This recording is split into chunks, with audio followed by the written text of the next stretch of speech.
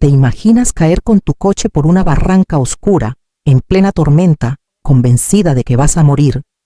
Y, cuando abres los ojos entre el olor a gasolina y sangre, ver una luz tan fuerte que casi duele, y en medio de esa luz a Jesús mismo tendiéndote la mano. Eso fue lo que me pasó a mí. Una noche salí de la ciudad rumbo a mi rancho, sin saber que alguien había saboteado los frenos. El coche voló por la orilla, rodó entre piedras y matorrales, y yo pensé, hasta aquí llegué. Pero allá abajo, entre lluvia, barro y silencio, alguien me levantó del suelo, me sostuvo por los brazos y caminó conmigo más de 2 horas hasta una cabaña perdida en el monte. Y cuando el dueño de esa cabaña abrió la puerta y yo me volteé para agradecerle a mi Salvador, ya no había nadie detrás de mí. Más tarde, en el hospital, escuché a mi propia hija decir que no fue esta vez que se libraron de mí. Ese día entendí que el infierno puede estar en tu propia familia y el cielo puede aparecerte en una curva de carretera cuando menos lo esperas. Antes de seguir contándote cómo llegué a esa barranca y qué hice después de descubrir que alguien había tocado mi coche, te pido algo de corazón. Suscríbete al canal, deja tu me gusta y escríbeme en los comentarios desde qué país estás escuchando esta historia. Quiero saber hasta dónde llega este testimonio, porque sé que allá afuera hay muchas madres como yo, y también hijos que todavía están a tiempo de no repetir lo que mi hija hizo. Ahora sí, voy a presentarme. Me llamo Carmen, tengo 70 años y soy viuda.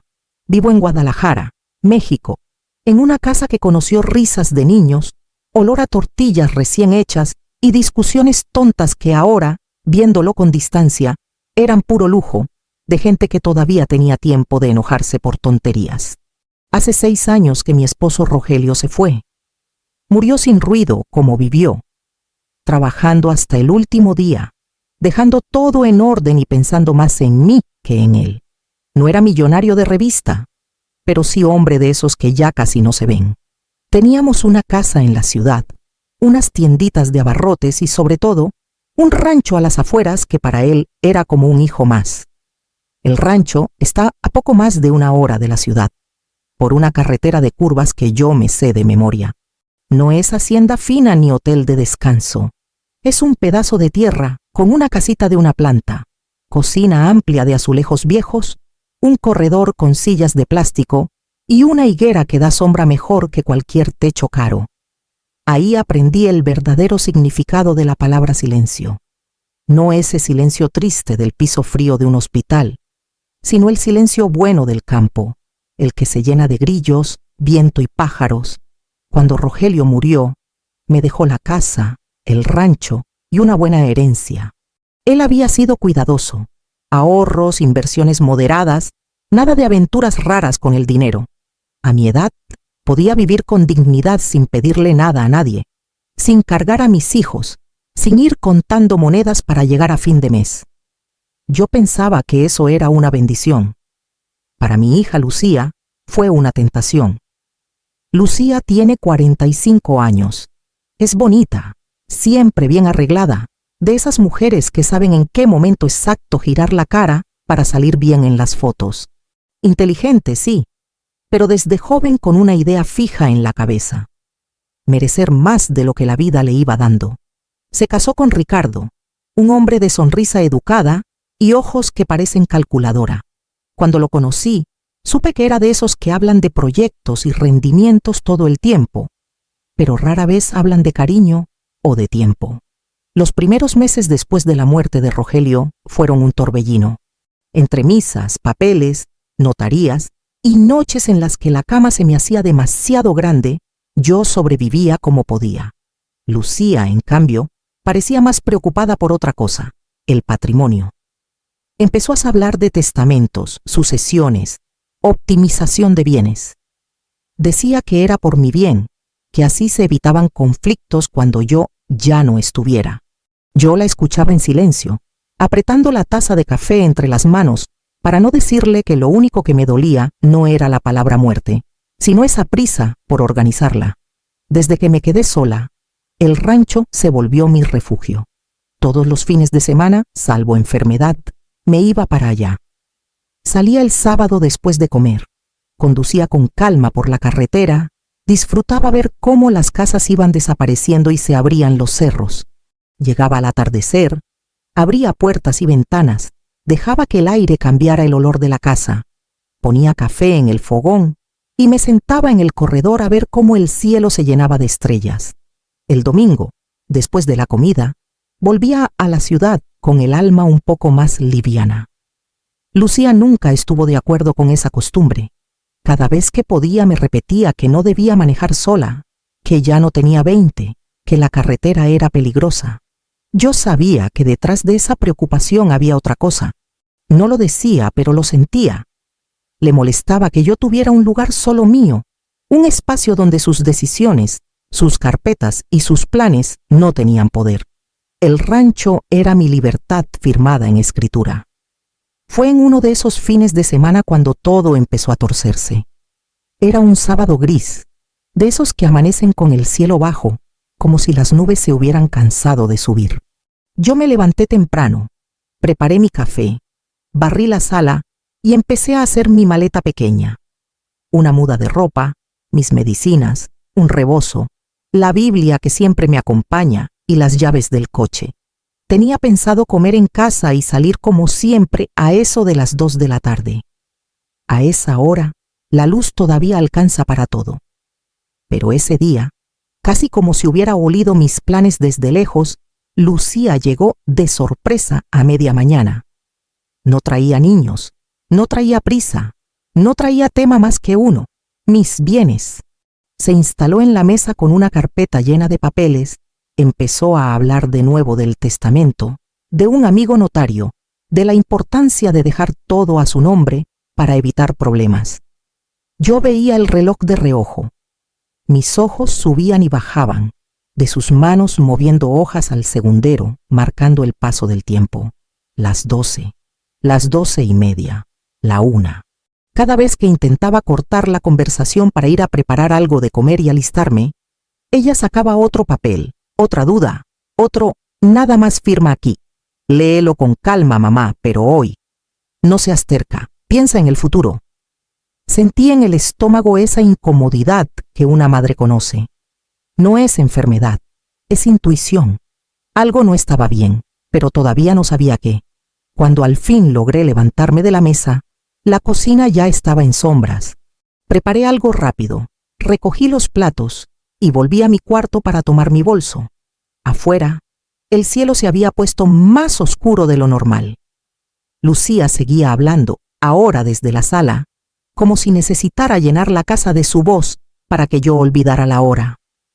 Cuando por fin cerré la cremallera de mi bolso y tomé las llaves del coche, miré el reloj de pared.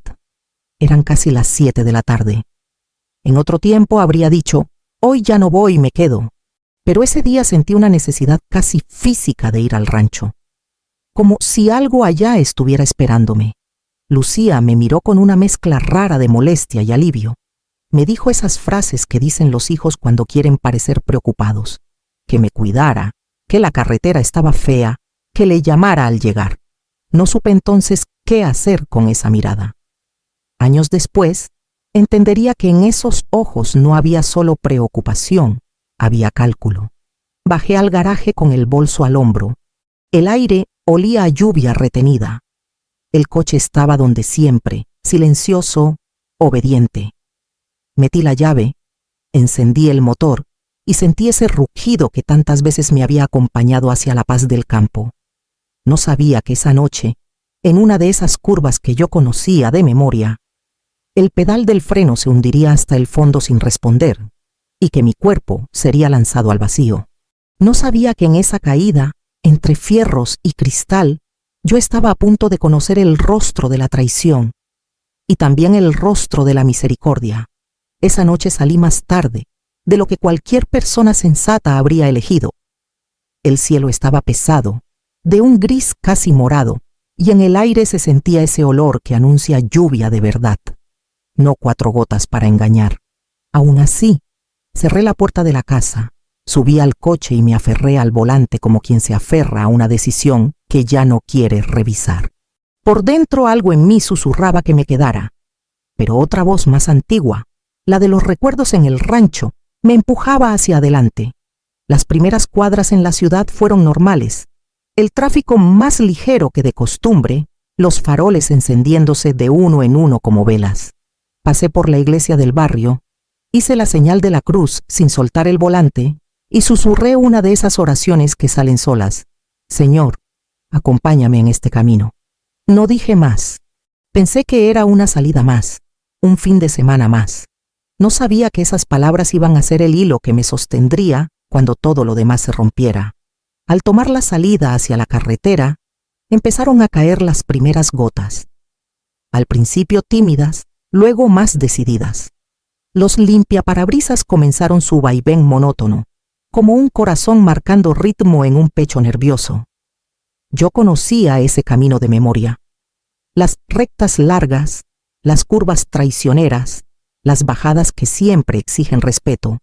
Lo había manejado tantas veces con Rogelio a mi lado, que aunque ahora iba sola, todavía me parecía verlo, recargado en la ventana, señalando algún árbol o contando las historias de siempre. Conforme me alejaba de la ciudad, las luces de las casas se volvían puntos aislados y luego nada. Solo quedaba la cinta negra del asfalto, iluminada por mis faros y golpeada por la lluvia cada vez más intensa. No voy a mentir, me dio miedo, pero no era un miedo paralizante, era el miedo lógico de una mujer mayor manejando sola en una noche fea. Me dije a mí misma que iría despacio, que podía tomarme el tiempo que me hiciera falta. En una de las primeras curvas suaves, pisé el freno por costumbre, más para sentir el control que por necesidad.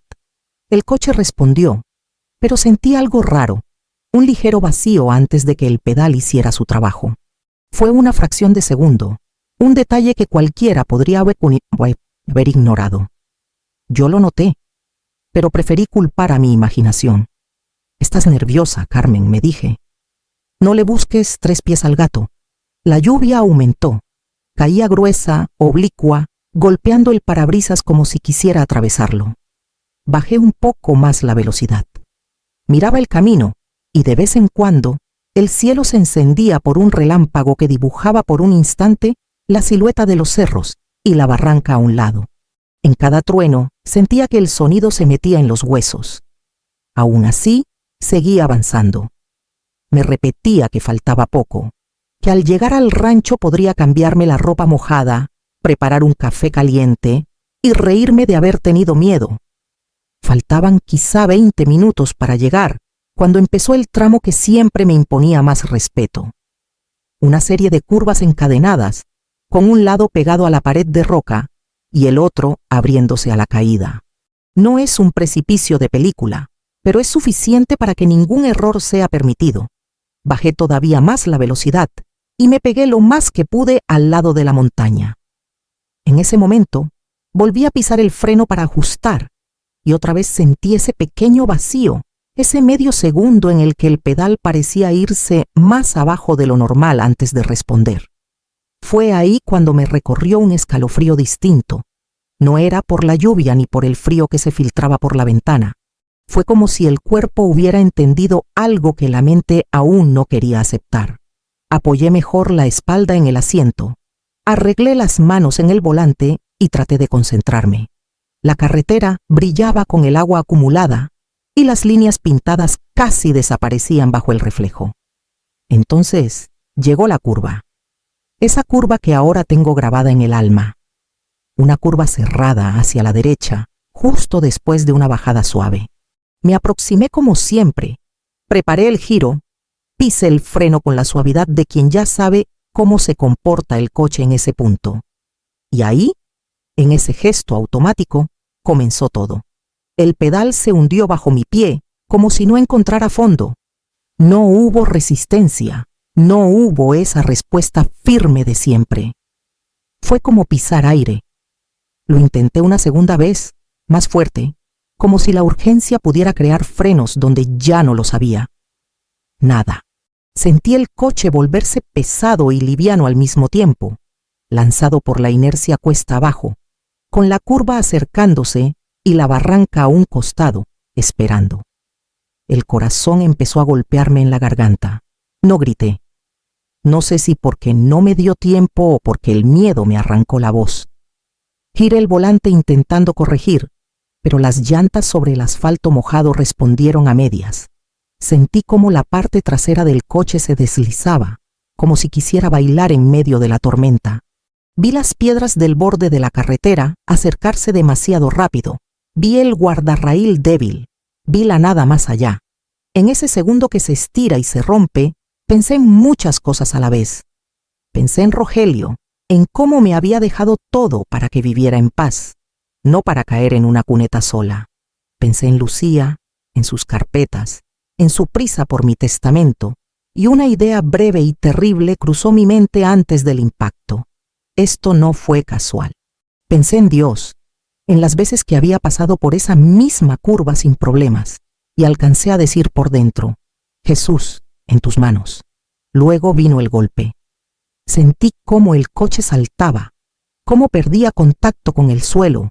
Hubo un instante en que flotamos, yo y el metal, suspendidos en el aire negro. Después, la caída. Un primer impacto seco, contra algo duro, luego otro y otro.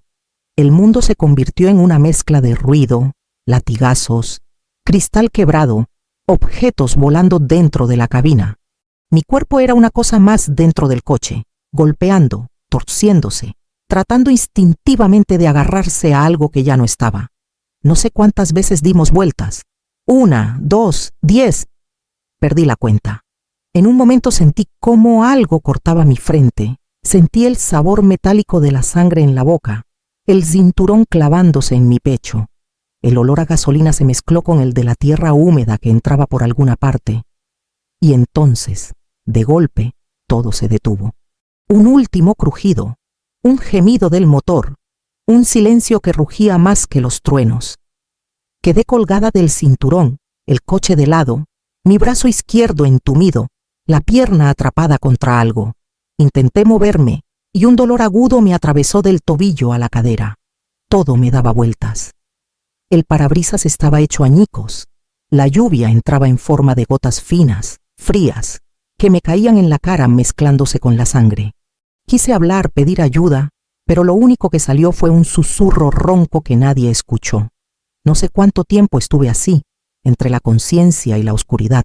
A ratos oía la lluvia, el viento colándose entre las ramas, algún trueno lejano.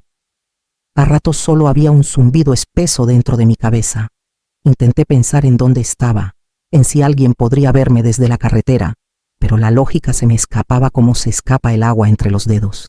El cuerpo comenzó a entumecerse. El frío se metió bajo la ropa. La respiración se hizo pesada. En medio de ese abandono, un pensamiento se me clavó como aguja. Nadie sabe que estoy aquí. Lucía piensa que voy camino al rancho, pero no imagina que estoy abajo, en la barranca. Nadie está esperando mi llamada. Nadie está detenido en esa curva mirando hacia abajo. Esa soledad concreta, esa certeza de estar fuera de la vista del mundo, me dolió más que los golpes. Hubo un momento en que ya no sentí el cuerpo del todo. El dolor se convirtió en algo lejano, como si le pasara a otra. Los sonidos se amortiguaron. Cerré los ojos. No sé si por cansancio o por rendición.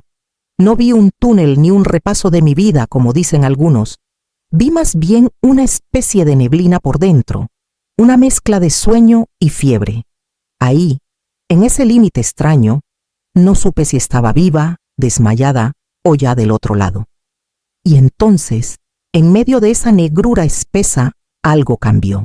Primero fue una sensación, como cuando alguien entra a un cuarto aunque no haga ruido. Sentí que no estaba sola. No abrí los ojos de inmediato. Fue como si el aire se hubiera vuelto distinto, más ligero y al mismo tiempo más denso. Después vino la luz. No era la luz de un coche, ni la de un relámpago, ni la de una linterna. Era una claridad que no dolía en los ojos, pero contrastaba con la noche de tal manera que parecía imposible. Una luz blanca, suave, pero firme, que no venía de arriba ni de un lado, sino que parecía nacer ahí mismo, en ese pedazo de barranca. Abrí los ojos y al principio solo vi eso, claridad en medio de un lugar donde no debería haber nada más que sombras. Pensé que el golpe en la cabeza me estaba jugando una mala pasada. Pensé que quizá había llegado mi hora y eso era lo que uno veía antes de cruzar. Pensé tantas cosas a la vez que ninguna terminaba de asentarse, hasta que lo vi. En medio de esa luz había una figura. No voy a decirte que llevaba el mismo rostro de las estampitas, ni que conté cada detalle de su ropa. Lo que sí te puedo asegurar es que ninguna persona en esta tierra transmite esa mezcla de paz y fuerza. Estaba de pie, mirándome, como si me hubiera estado esperando desde siempre. Y cuando al fin supe que mi corazón seguía latiendo, fue porque escuché, muy dentro de mí, una certeza que no venía de mi cabeza. Jesús estaba ahí, en esa barranca, conmigo. No sé cuánto tiempo me quedé mirándolo sin atreverme a mover ni un dedo. Parte de mí quería creer que era un delirio, consecuencia del golpe, algo que los médicos luego explicarían con palabras difíciles. Otra parte, la más niña, la que rezaba de rodillas a los pies de la cama cuando era chica, sabía que aquello no era producto de mi imaginación. Había una presencia tan real en ese lugar que hasta el miedo cambió de forma. Dejé de tener miedo a morir y empecé a tener miedo de no entender lo que estaba pasando. En ese momento, él dio un paso hacia mí. La luz parecía acompañarlo como si fuera su sombra al revés. Yo seguía medio colgada del cinturón, atrapada en el coche, con el cuerpo entumecido. Sentí, no sé cómo, que me estaba mirando con una mezcla de compasión y firmeza, como un padre que encuentra a su hija donde no debía estar. No escuché una voz afuera, pero algo dentro de mí se llenó de palabras claras. Sentí que me llamaba por mi nombre, como solo mi madre lo hacía cuando estaba preocupada de verdad. Carmen. No dijo nada más, pero en ese Carmen cabía toda mi historia. Cuando parpadeé ya no lo veía al otro lado del parabrisas, sino junto a mí, como si la distancia entre nosotros hubiera desaparecido sin necesidad de que él diera pasos. Sentí su mano tomar la mía. No era una mano transparente ni de humo. Era fuerte, cálida, tremendamente real. A través de ese contacto, el frío del cuerpo se me fue aflojando y el dolor, aunque seguía ahí, dejó de asustarme. Fue como si alguien hubiera puesto orden en medio del caos. Con su ayuda, empecé a moverme. No sé cómo explicarlo. No escuché el crujido de los metales ni el esfuerzo de levantar algo tan pesado, pero de pronto ya no estaba atrapada en el asiento. Mi pierna, que antes no respondía, se acomodó con un dolor intenso pero soportable. Sentí tierra bajo las manos, luego bajo las rodillas. Afuera la lluvia seguía cayendo, la noche seguía siendo noche y el coche seguía ahí, torcido, medio incrustado entre piedras y matorrales. Nada del mundo había cambiado, pero yo ya no estaba sola. Me incorporé con dificultad, tambaleándome. Él estaba a mi lado, ofreciéndome el brazo como se ofrece a una anciana para cruzar la calle. Yo, que tantas veces me había resistido a aceptar ayuda de cualquiera, me dejé sostener. No hubo sermones largos, no hubo truenos desde el cielo, no hubo espectáculo. Solo esa compañía silenciosa que decía mucho sin necesidad de palabras. Sin embargo, algunas frases empezaron a arder en mi mente, como si alguien las hubiera sacado de un libro que yo conocía de memoria. Se me vino a la cabeza eso de que donde está tu tesoro, allí estará también tu corazón. Pensé en Rogelio, en cómo su tesoro era la tierra, el trabajo, la familia unida. Pensé en Lucía, en cómo su tesoro parecía estar en las cuentas, en los papeles, en los bienes que aún estaban a mi nombre. Y pensé en mí, en cómo había pasado de tener el corazón en la familia a tenerlo escondido en un rancho para no sentir que estorbaba.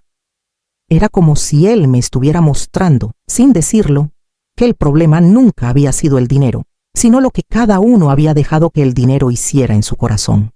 Mientras trataba de enderezarme del todo, otra idea cayó sobre mí como la lluvia. Quien no ama a su hermano, a quien ve, ¿cómo va a amar a Dios, a quien no ve? Yo siempre había usado ese pasaje para juzgar a los demás, pero ahí, con la sangre fría en la piel y la barranca a mi alrededor, entendí que también hablaba de mí. ¿Cuántas veces había pensado mal de Lucía sin hablar de frente? ¿Cuántas veces me había encerrado en mi orgullo de madre herida en lugar de enfrentar lo que estaba pasando? Él no me excusaba, tampoco me condenaba. Me mostraba. Apoyada en su brazo, dimos el primer paso fuera de la escena del accidente. Cada vez que mi pie se hundía en el barro o tropezaba con una rama, sentía que esa mano me sostenía antes de caer del todo. La noche estaba tan cerrada que apenas podía distinguir mi propia silueta. Si él no hubiera estado allí, habría sido imposible avanzar.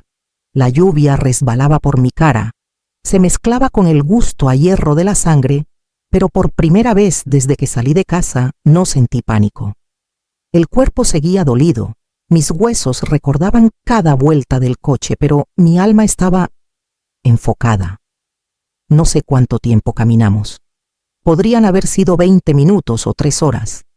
En mi memoria fueron horas largas. Subíamos, bajábamos, esquivábamos piedras, raíces, charcos. A veces escuchaba el agua corriendo más abajo, como un arroyo hinchado por la tormenta. En otros momentos solo se oía el viento y el tambor de la lluvia sobre las hojas. A pesar de todo, no sentí agotamiento como el que debería sentir una mujer de 70 años recién salida de un accidente. Cada vez que las fuerzas amenazaban con irse, una especie de calor desde su mano me recorría el brazo, el hombro, el pecho, y encontraba un resto de energía para seguir. Mientras avanzábamos, él ponía en mi corazón otras verdades. No eran frases exactas, ni lo escuchaba con los oídos, pero las entendía con una claridad que ningún sermón me había dado. Me dejó ver a mi hija tal como estaba, no como la niña que yo recordaba, ni como la enemiga que el dolor comenzaba a construir en mi mente. Me hizo entender que su ambición no había empezado ese día, que llevaba años alimentándose de comparaciones, de heridas, de falta de límites.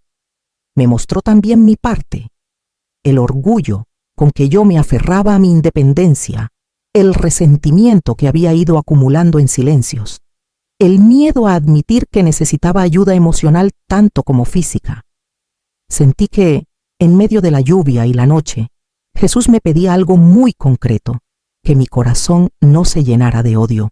Me dio la sensación de que me daba aviso. La verdad iba a salir a la luz.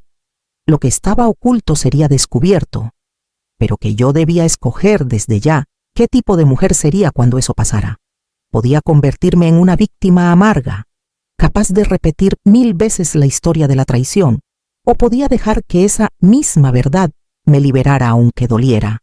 No me prometió que el camino fuera fácil, me dio algo mejor, la certeza de que no lo recorrería sola. En un momento tropecé más fuerte. El pie se me dobló y lancé un quejido ahogado. Me aferré a su brazo con más fuerza, segura de que iba a caer al suelo. No caí. La estabilidad llegó antes que el suelo. Me sostuve en él y sentí muy dentro otra de esas frases que tantas veces había leído sin digerir. No temas, porque yo estoy contigo. No te desalientes, porque yo soy tu Dios. No era una cita textual, pero el sentido era el mismo. Y allí, empapada, mareada, dolorida, me descubrí llorando en silencio, sin saber si lloraba por el susto, por la traición que empezaba a sospechar o por esa extraña ternura que me envolvía. Al cabo de ese tiempo indefinible, la oscuridad empezó a ceder un poco. No porque amaneciera, sino porque a lo lejos apareció un punto tenue de luz amarillenta. Era pequeña, intermitente, como si el viento la hiciera danzar. Parecía una luciérnaga gigantesca en medio de la noche. Cerré los ojos un segundo para asegurarme de que no estaba imaginando cosas. Cuando los abrí, la luz seguía ahí, un poco más grande. Entendí que era una casa, una cabaña, algo habitado. Seguimos avanzando en esa dirección. Cada paso levantaba el aroma de la tierra mojada, ese olor que siempre me había gustado y que ahora me sabía a salvación.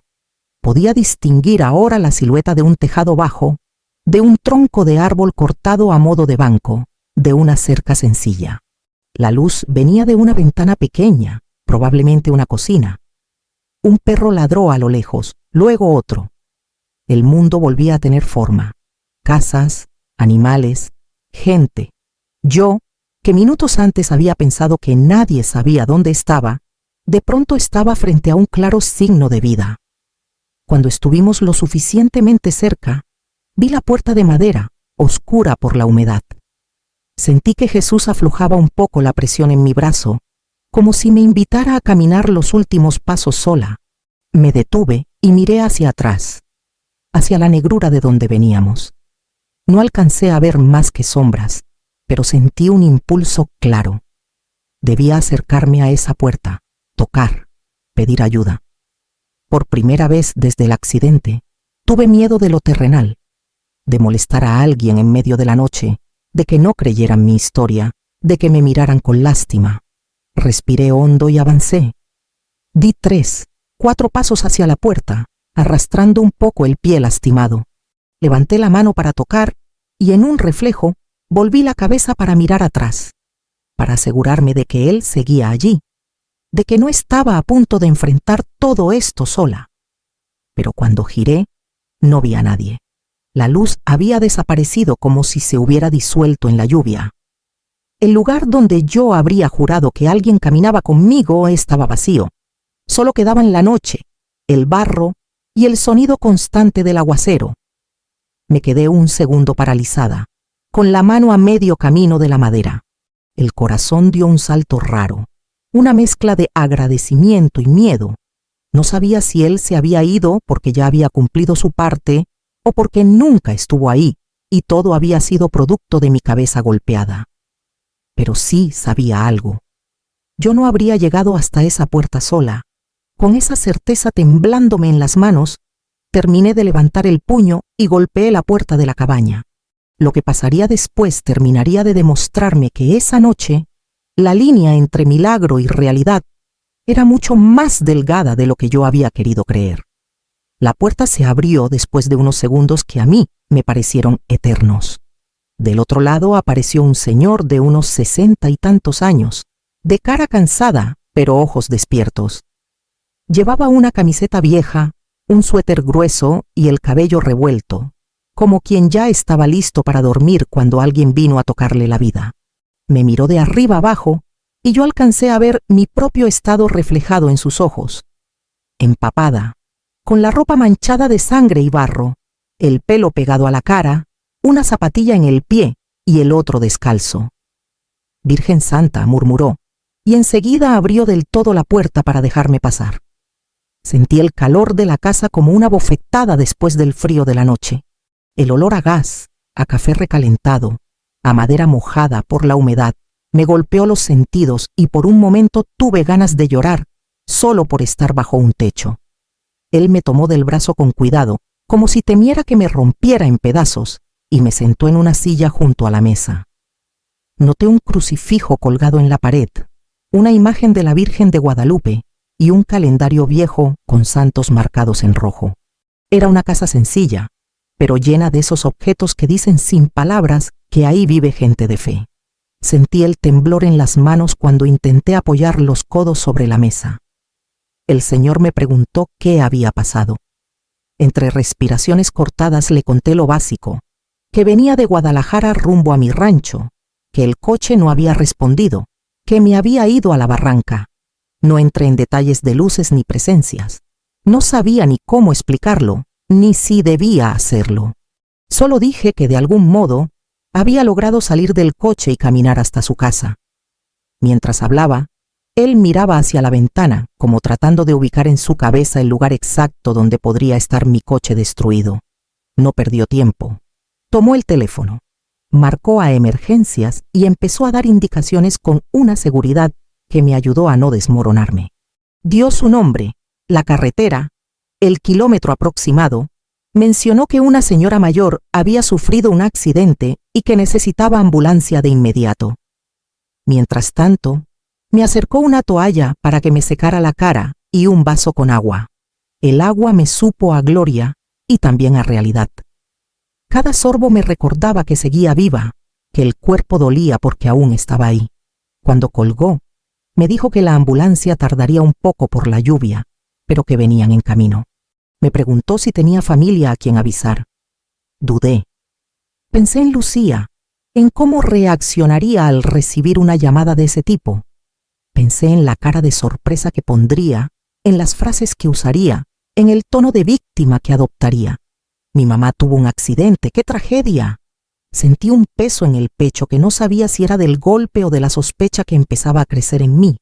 Le di al hombre el número de Lucía de todas maneras. Lo vi marcar, presentarse, explicar brevemente la situación. No escuché la respuesta de mi hija, pero sí noté cómo a él se le apretaba la mandíbula un poco, como si al otro lado hubiera más frialdad de la que él esperaba. El tiempo hasta que llegó la ambulancia se me hizo raro, como si estuviera dentro de un sueño pesado. El señor me puso una manta encima de los hombros, me revisó por encima las heridas que se veían, me preguntó si sentía las piernas, los brazos, si podía mover los dedos. Yo respondía como podía. Por dentro, la escena en la barranca seguía repitiéndose una y otra vez. La luz, la mano, la caminata. Cada vez que los párpados se me cerraban por el cansancio, aparecía la imagen de Jesús a mi lado y la sensación exacta de su brazo sosteniéndome. Me pregunté si debía contárselo a aquel hombre, pero algo me dijo que era un secreto entre él y yo por ahora. Las luces de la ambulancia se colaron por la ventana un rato después, teñiendo las paredes de rojo y azul. Escuché el ruido de las puertas al abrirse, voces jóvenes hablando rápido, botas chapoteando en el barro. Los paramédicos entraron con la prisa aprendida de tantas urgencias. Me preguntaron nombre, edad, si recordaba lo que había pasado, si tenía alergias, qué dolía más. Me colocaron un collarín, me pasaron a una camilla con movimientos que intentaban ser suaves, pero que igual me arrancaron quejidos. Mientras me sacaban de la casa, alcancé a ver al Señor persignarse mirando hacia el cielo. Yo hice lo mismo con los ojos, porque las manos ya no podían. Subir de nuevo a la carretera fue como atravesar un túnel. Sentía el traqueteo de la camilla, el ruido de la lluvia golpeando la carrocería de la ambulancia, las manos firmes sujetando sueros y monitores. Uno de los paramédicos comentó que con ese clima era un milagro que alguien me hubiera encontrado. Milagro, dijo, y la palabra me retumbó en el pecho. Nadie allí dentro sabía que yo empezaba a sospechar que esa palabra no era un adorno, era literal. En el trayecto al hospital me asaltó otra vez la duda. ¿Había sido real Jesús a mi lado? ¿Era posible que el Hijo de Dios se hubiera tomado la molestia de bajar a una barranca de carretera para acompañar a una vieja como yo? La parte lógica de mi mente decía que no, que seguramente el golpe en la cabeza había creado esa visión. Pero el cuerpo guardaba otras pruebas. Yo sabía que sola no habría podido salir del coche, ni caminar tanto en esa condición, ni encontrar una cabaña en medio de la nada con la noche lloviendo sobre mí. Algo más había pasado, algo que escapaba de las explicaciones fáciles. Llegamos al hospital.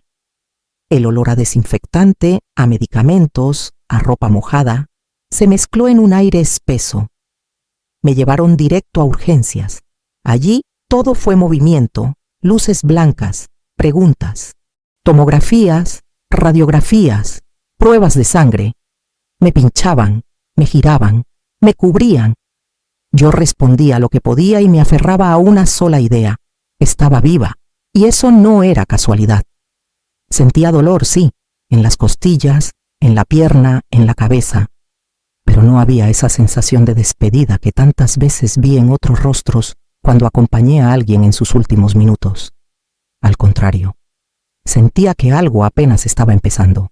En algún momento, entre prueba y prueba, me dejaron en un cubículo con cortinas verdes, a la espera de resultados. Podía oír los ruidos del pasillo, ruedas de camillas, voces de enfermeras, algún llanto lejano, el sonido apagado de un televisor en la sala de espera. Cerré los ojos y pensé en lo que tenía por delante. Imaginé a Lucía llegando. Imaginé a los médicos explicándole que yo estaba dañada, pero fuera de peligro. Imaginé su cara de alivio mezclado con preocupación genuina. Porque a pesar de todo, Una madre siempre quiere creer que su hija la quiere, aunque no lo sepa demostrar. Fue entonces cuando escuché su voz. No delante de mí, sino al otro lado de la cortina, en el pasillo, lo bastante cerca como para reconocerla, lo bastante lejos como para que ella pensara que yo no escuchaba. Su tono no era el de una hija angustiada, era el de alguien cansado, molesto. Junto a ella, reconocí la voz de Ricardo, más baja, más contenida. Hablaron en susurros, pero algunas frases salieron nítidas, claras como un cuchillo. No fue esta vez que nos libramos de ella, dijo Lucía. Lo dijo con rabia contenida, como quien se queja de un problema que se sigue prolongando. No dijo, no fue esta vez que Dios se la llevó, ni, qué susto, casi la perdemos. Dijo, librarnos, como si yo fuera una carga de la que querían deshacerse. Hubo un silencio pesado después de esa frase.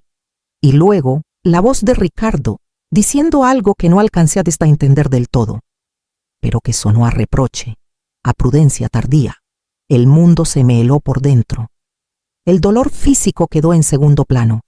Lo que me atravesó el pecho en ese momento no fue un hueso roto, fue la traición. La sospecha que había aparecido un instante en la curva, ahora se levantaba como una imagen completa. La prisa de Lucía por el testamento, su llegada casual justo antes de mi salida, las horas perdidas en papeles, el retraso que me obligó a manejar de noche, la extraña sensación en los frenos antes del desastre. Todas esas piezas se alinearon con esa frase maldita. No fue esta vez que nos libramos de ella. Y construyeron una verdad que yo aún no podía probar, pero que mi corazón ya reconocía. Sentí ganas de llorar, pero las lágrimas no salieron.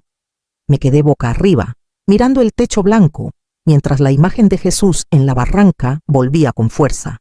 Sus palabras silenciosas sobre el tesoro y el corazón, sobre no dejar que el odio se instalara, cobraban un peso distinto ahora. ¿Cómo no odiar a quien desea tu muerte? ¿Cómo perdonar a quien ve tu vida como obstáculo? No tenía la respuesta, solo tenía el eco de su presencia sosteniéndome en el barro, como si hubiera querido prepararme para este momento de lucidez amarga. No hice ruido. No quise que supieran que los había escuchado. Poco después, la cortina se corrió apenas y Lucía asomó la cabeza con una expresión perfectamente ensayada de preocupación. Me tomó la mano, me llamó mamá con voz dulce. Me dijo que casi se muere del susto, que gracias a Dios estaba viva, que ya había hablado con los médicos. Yo la miré y vi dos Lucías a la vez. La niña que un día cargué en brazos, enferma y febril, y la mujer que acababa de decir que lamentaba no haberse librado de mí. Entre esas dos personas había un abismo que yo todavía no sabía cómo cruzar. Esa noche, mientras el hospital se iba apagando poco a poco y las luces se reducían a reflejos en los pasillos, yo entendí dos cosas que ya no se me han borrado nunca. La primera, que alguien muy cercano a mí había estado dispuesto a verme muerta. La segunda, que alguien mucho más grande que todos ellos me había tomado del brazo para sacarme de la barranca. Lo que todavía no sabía era hasta dónde llegaba la maldad de unos, ni hasta dónde llegaba la protección del otro. Eso lo iría descubriendo en los días siguientes, cuando la policía y la aseguradora pusieran sus ojos sobre los restos de mi coche, y yo tuviera que decidir qué hacer con lo que iba saliendo a la luz. Los días que siguieron en el hospital fueron una mezcla rara de dolor físico y silencio interior. Los médicos decían que había tenido suerte. Algunos golpes fuertes, costillas magulladas, una pierna lastimada, pero nada que no pudiera sanar con tiempo y cuidado. Decían suerte como si fuera solo cuestión de estadísticas. Yo, cada vez que la palabra suerte aparecía en la boca de alguien, veía de nuevo esa luz en la barranca y la mano tendida que me había levantado del suelo. Para ellos era casualidad. Para mí era misericordia. Lucía y Ricardo iban y venían. A veces entraban juntos, otras por separado. Ella me llevaba flores, fruta, revistas que yo apenas hojeaba. Él me preguntaba cosas sobre el coche, sobre el seguro, sobre si recordaba bien lo que había pasado antes de caer. Yo los escuchaba con la cara tranquila, como si siguiera siendo la misma madre confiada de antes. Por dentro, sin embargo, la frase que había escapado de los labios de mi hija en el pasillo seguía clavada como una astilla en la carne. No fue esta vez que nos libramos de ella. Junto a esa frase, la sensación de vacío en los frenos, el retraso de aquella tarde, la insistencia en el testamento. No tenía una sola prueba que pudiera mostrar a la policía, pero las piezas ya no encajaban en la inocencia. Cuando finalmente me dieron de alta, volví a mi casa con la sensación de estar entrando en un lugar que ya no era del todo seguro. Caminé despacio por las habitaciones conocidas, apoyándome en un bastón improvisado. Todo estaba en su sitio. Los muebles, las fotos, los recuerdos. Solo yo había cambiado. El garaje, con el hueco vacío donde solía estar mi coche, era una especie de herida abierta. Me asomé y vi el espacio limpio, como si alguien hubiera querido borrar cualquier rastro de lo ocurrido. Me estremecí. Por primera vez en mi vida, la casa que Rogelio y yo habíamos construido me pareció un sitio lleno de sombras. Unos días después, recibí la visita del representante de la aseguradora y de un agente de policía. Vinieron juntos, serios, con carpetas y papeles. Se sentaron en la sala y yo, con calma fingida, les ofrecí café. No tardaron en ir al grano.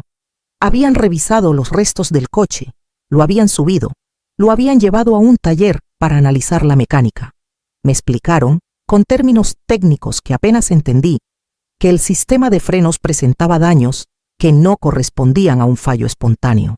Había cortes limpios en ciertas mangueras, manipulación evidente en partes que nadie toca en un mantenimiento normal. En resumen, alguien había saboteado el coche. No fue un accidente simple, fue provocado. Sentí que el estómago se me encogía mientras escuchaba. El corazón se me aceleró, pero me obligué a no mostrarlo.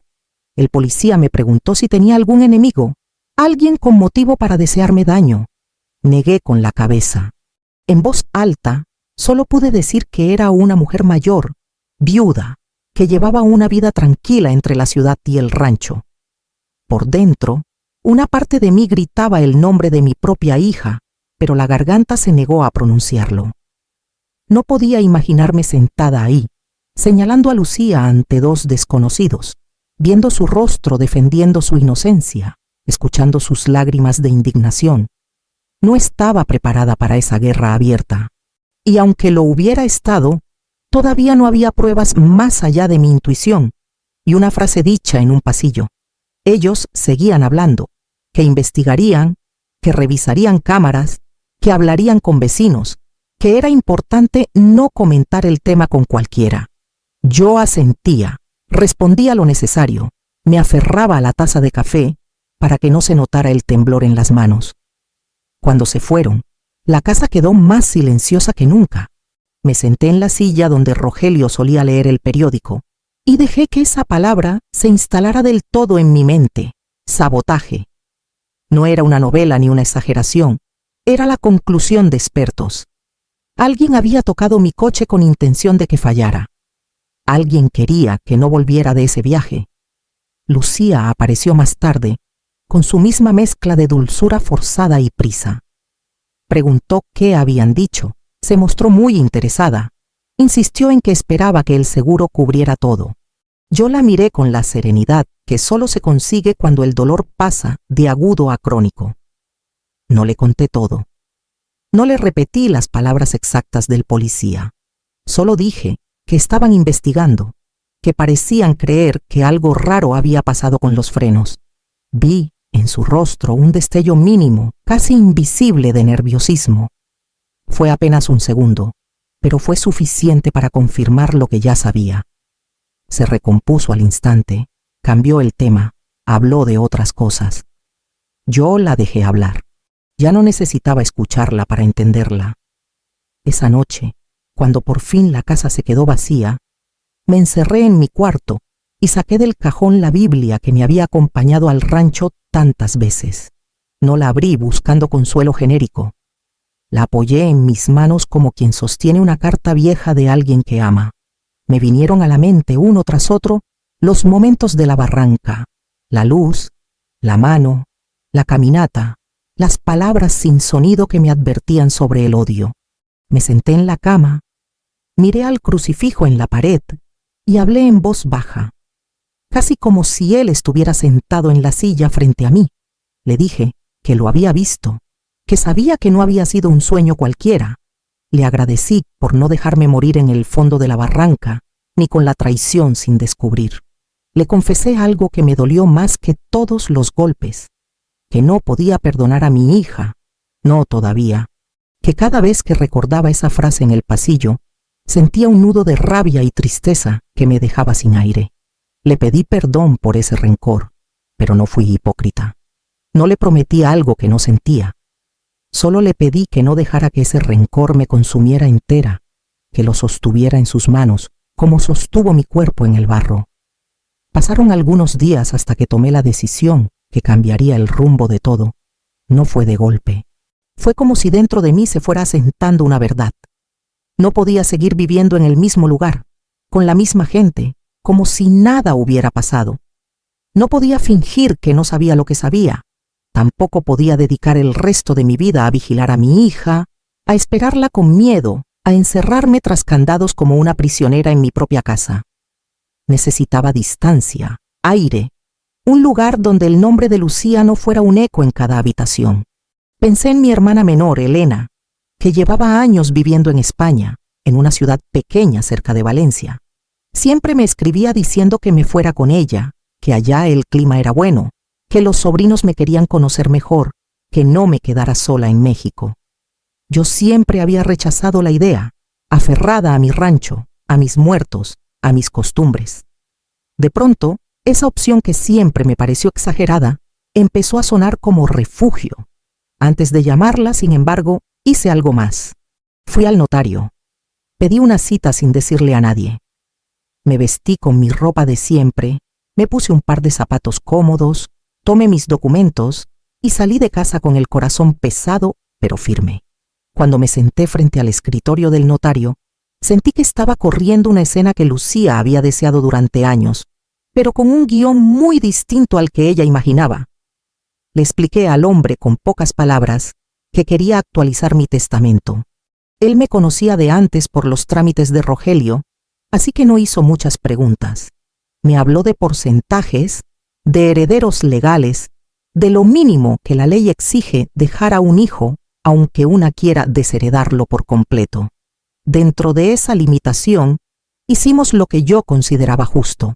El rancho, las cuentas, la mayor parte de lo que tenía, pasó a nombre de varias personas que sí me habían amado sin cálculo. Mi hermana Elena, mis sobrinos y también, en una parte, una obra de caridad de la parroquia que yo conocía bien. Para Lucía, dejé exactamente lo que la ley no me permitía quitarle, ni un peso más. Mientras firmaba, sentí una tristeza extraña, pero no culpa.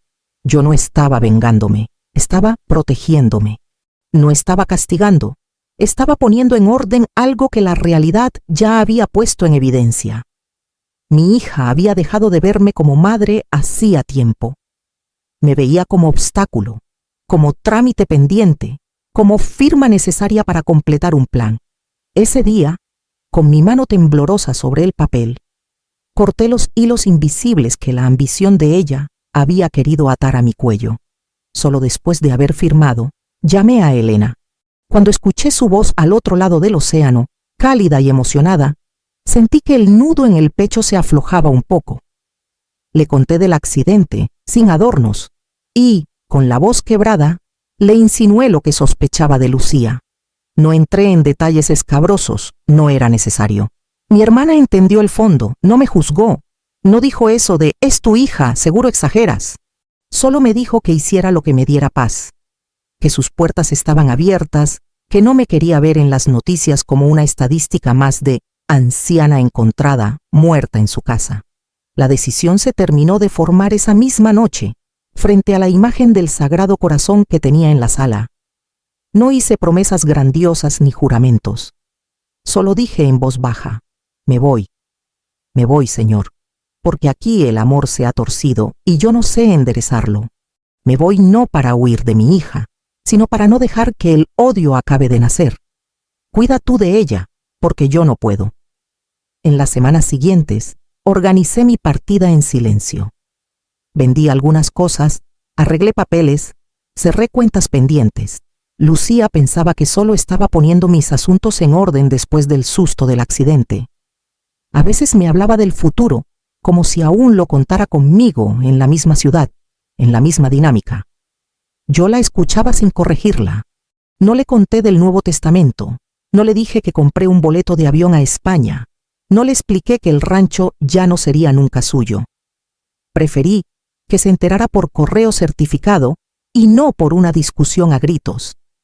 El día que me fui, subí al avión con una maleta de ropa, algunos recuerdos y una certeza nueva, la de que mi vida ya no le pertenecía ni al miedo ni a la culpa.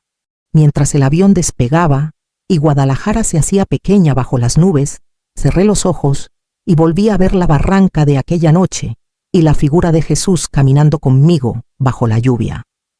Sentí que, igual que entonces, me tomaba del brazo y me llevaba por un camino que yo no conocía, hacia una luz que todavía quedaba lejos. No sabía cómo iba a ser mi vida en España, no sabía si algún día lograría perdonar del todo a mi hija. Lo único que sabía era que no estaba sola en esa travesía, como no lo estuve en la oscuridad del monte.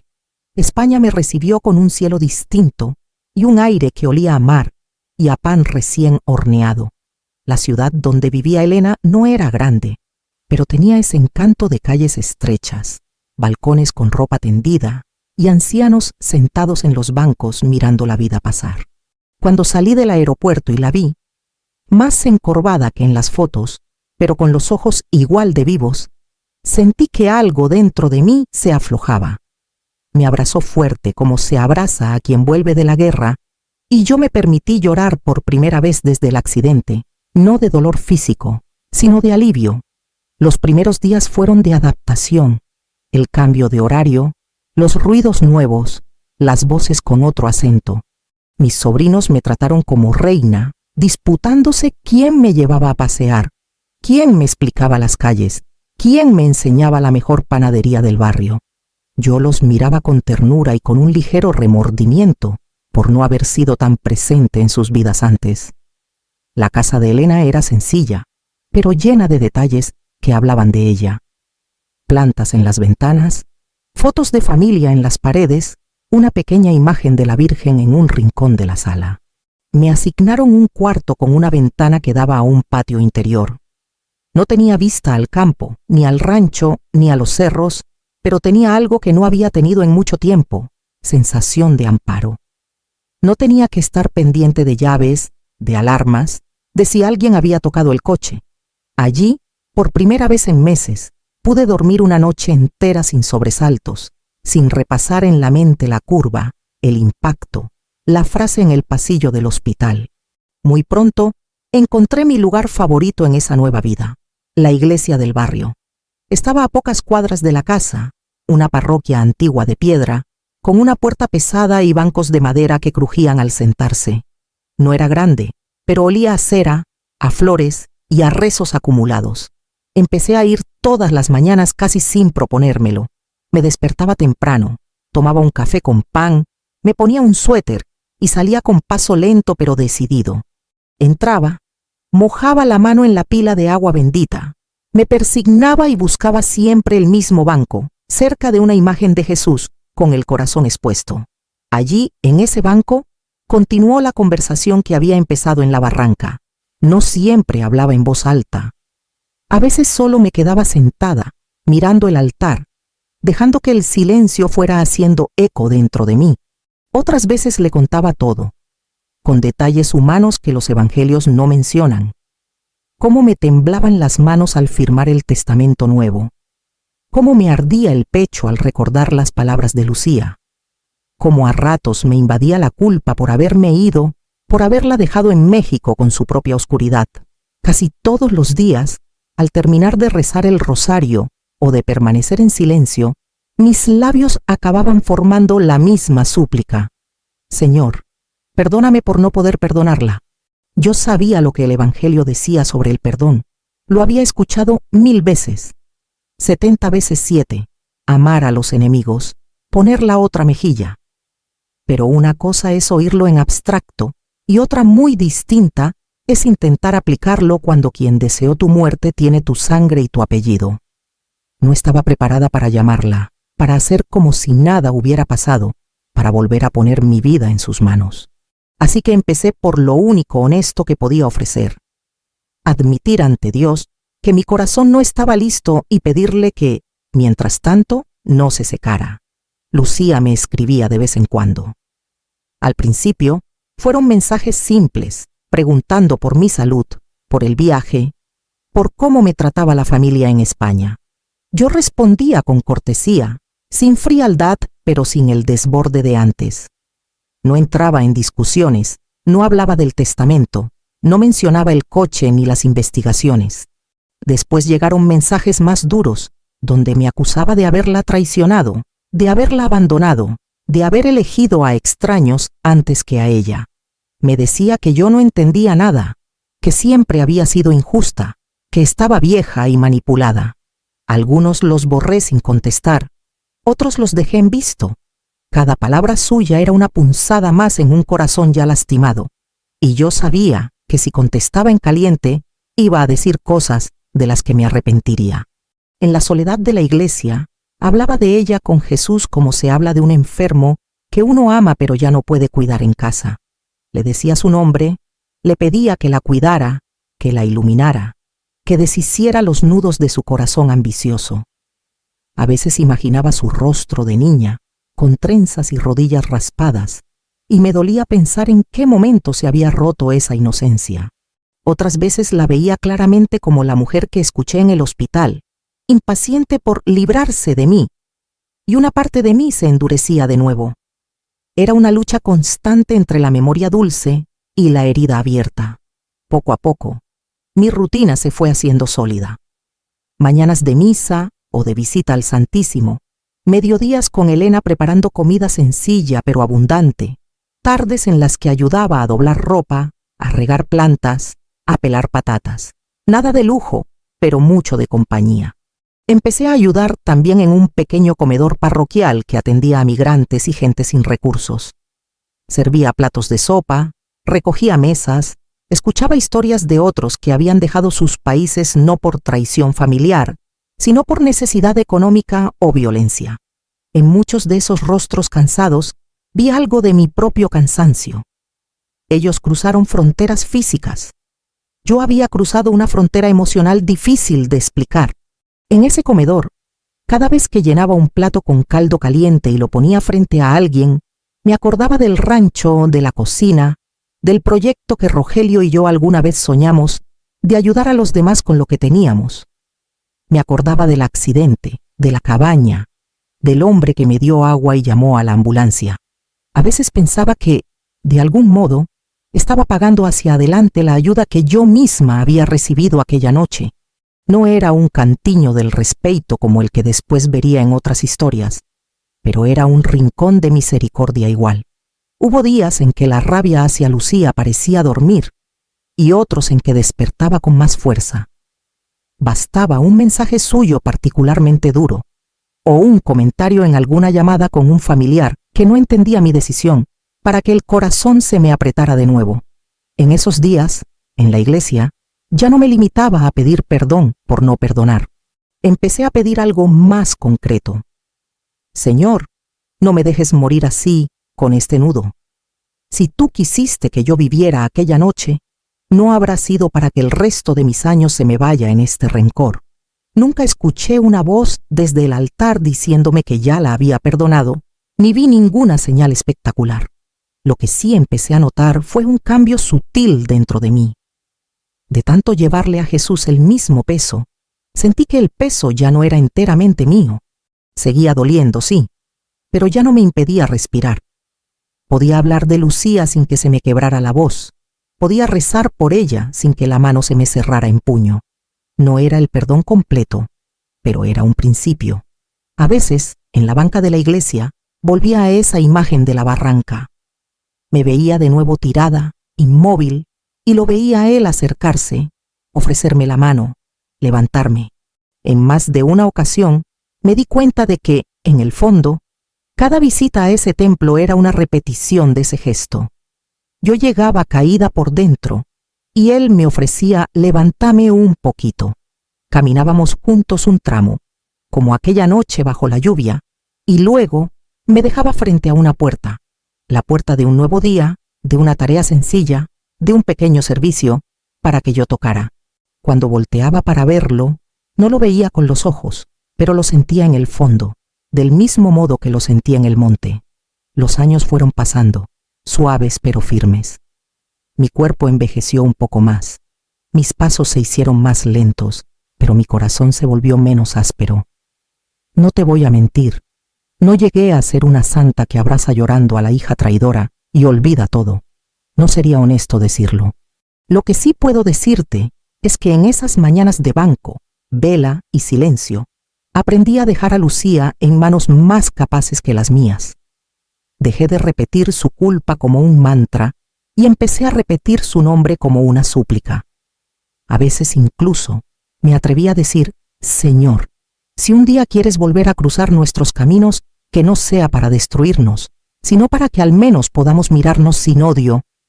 Hasta el día de hoy, sigo yendo a esa iglesia casi todas las mañanas. Me siento en el mismo banco, miro la misma imagen de Jesús con el corazón abierto y sigo aquella conversación que empezó en una carretera de México. Se continuó en una barranca oscura y ahora se prolonga en esta ciudad lejana. Sigo pidiéndole fuerza, sigo dando gracias por estar viva, sigo pidiéndole perdón por las veces que el rencor gana terreno. Y aunque no sé cómo será mi final, tengo la certeza de algo que antes no tenía. Cuando llegue la última curva de mi vida y el pedal vuelva a hundirse sin respuesta, Él estará ahí de nuevo, tendiéndome la mano, no ya para llevarme a una cabaña de madera en medio del monte, sino para conducirme por fin a la casa donde el miedo y la traición ya no tienen lugar. Mientras ese día llega, cada mañana, antes de salir de la iglesia, me quedo unos segundos sola frente al altar y le hablo en voz baja, como aquella noche en la barranca. Gracias por sacarme de aquella caída, Jesús. Gracias por no dejar que el mal de otros decida el final de mi historia. Y por favor, no te canses de trabajar este corazón viejo que todavía no sabe perdonar del todo, pero que al menos ya aprendió a no dejar de intentarlo.